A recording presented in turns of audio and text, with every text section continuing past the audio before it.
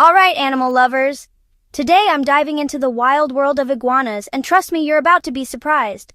First up, did you know iguanas have a third eye? Yep, it's called a parietal eye, right on top of their head. It can't see images, but it senses light and movement, helping them dodge flying predators. Now get this. Baby iguanas talk to each other before they're even born.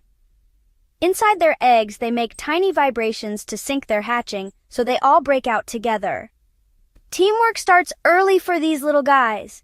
And you might think of iguanas as lazy sunbathers, but they're actually great swimmers.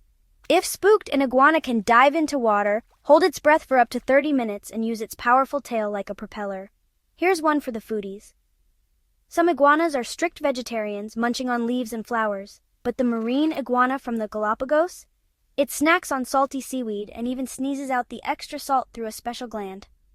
Last one, if their tail gets grabbed by a predator, iguanas can just drop it and dash away. Don't worry, it grows back, though maybe not as glamorous as before. So next time you see an iguana chilling in the sun, remember, there's a whole lot more to these lizards than meets the eye. Stay curious and keep exploring.